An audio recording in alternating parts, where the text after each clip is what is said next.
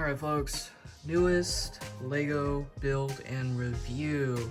We are going to go ahead and talk about set number 76183, the Batcave, the Riddler face-off with 581 pieces. This is a prominent place in the Batman movie. This graphic is phenomenal. The art for this box is great. The minifig selection is phenomenal.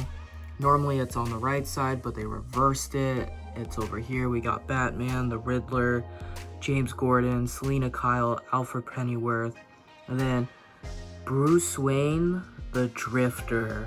Not billionaire, playboy, philanthropist, Drifter. This is before he adopts that Bruce Wayne persona. And if you're getting Riddler vibes off of me, I apologize. This movie was phenomenal. This character was phenomenal. This character was phenomenal. They were all phenomenal. And I know I'm just talking about the Lego minifigs here. I'm talking about the movie as well. Go check it out if you haven't seen it. There will be spoilers in this, so just keep that in mind. It's been more than a month, so I can talk about them. But yeah, just really excited to see what the set is like. This is an integral place for Batman. The Batcave is always just an iconic location, and with every new movie revolving around this character, there's always been a different iteration on how it's perceived, and I think this is probably one of the more unique ones, and it goes to this mindset of being a drifter. So to take over an abandoned, subway station, that's a really cool concept that I didn't think about, and it looks like they do a really good job with this. So great box art that you see over here with, the Batman right here. Let's go and take a look at the sides. Yet again, really great graphics, the Batman, and then just his iconic insignia from this, the DC in red. That's really awesome.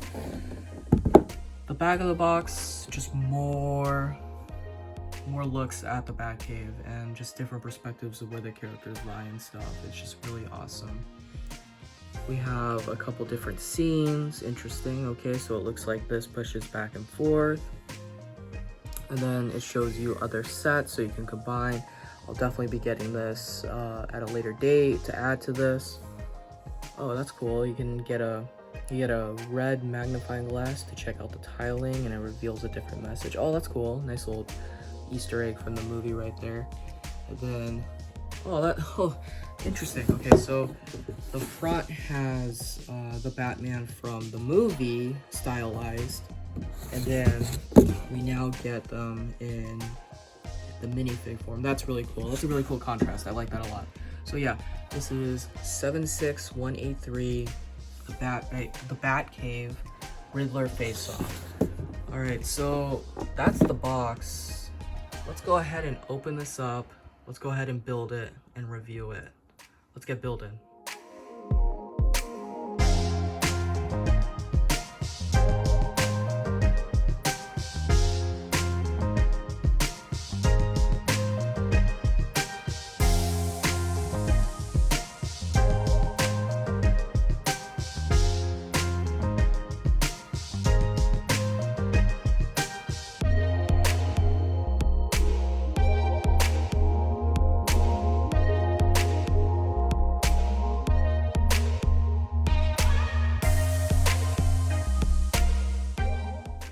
Welcome back. I hope you enjoyed the speed build. Here's another few seconds with the box art, and then we're gonna go ahead and take a look at the finished product. Yep, looks pretty cool. So, as I mentioned before, this is the Batcave Riddler face-off. It is quite a detailed set, and it's very difficult for me to not talk about detail when it comes to Lego. I mean, that's the whole point. Like, it's supposed to enthrall you with a lot of things from whatever it's based off of. In this case, it's based off the Batman movie. So the detail, it's there with the paneling, his display right over here, the tools. It's a an amalgam of a garage, a workshop, a base of operations. I mean, that's his Batcave, and I honestly feel like it's a work in progress as his Batcave as well. So I honestly think it's more of a workshop. I mean, if he's calling it the Gotham Project, this is his workshop. This is a souped up garage, you know, for all of his, you know, quote unquote toys, you know. But something to note also about this set that I think is just really cool is, first and foremost, most licensed products when it comes to Lego come out before the actual media comes out. So I have a feeling the Lego group had a little bit more leeway in terms of just what they can do with the set. So with that, I have a feeling that they just created this with obviously a play set mentality, which is totally fine, and it allows people who want to just play with this to be able to play with it, and they get their own context from that, and that's cool. For us, like for me in particular, this is not a scene from the movie, you know, and yet again, that's totally fine. I mean, yes, we do see Wayne Turnus in the movie, we do see his Batcave in the movie, however, we don't see all of these characters interact in this part of the movie. It's only ever Bruce Wayne or Batman and Alfred in the Batcave. However, we don't get Jim Gordon, we don't get Selina Kyle, we don't get Riddler. It's just these two. And then, can't forget, pedestrian Bruce Wayne on his motorcycle. I mean, it makes sense because he is the bad guy. We have a whole slew of characters, but he is the bad guy, so it makes sense that they wanted to, you know, have an entanglement between these two, and that's totally fine. I thought it was really cool, but I just wanted to make that clear that this is not something that you see in the movie.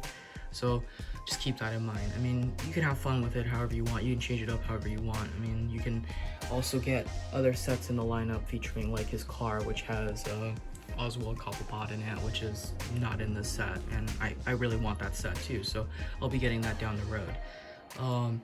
But back to this, yet again, like I mentioned right from the get-go, details. That's what kind of sold me on this, and also it led me to other ideas, like for instance, get this out of the way, review Alfred. Here, this is the track, you know, like for the subway station where this is set, but it stops right here.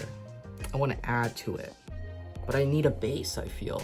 So the idea is probably to get like a base plate and then have it continue out, and then also continue the platform on the right side and on the left side forward. So it's just one of those things where I want to add to this because it feels very skeleton-y. Like, so when we look over on the side, which we'll talk about more detail, is the closing of the subway station, which you see right over here, but it's just super basic with the staircase going up.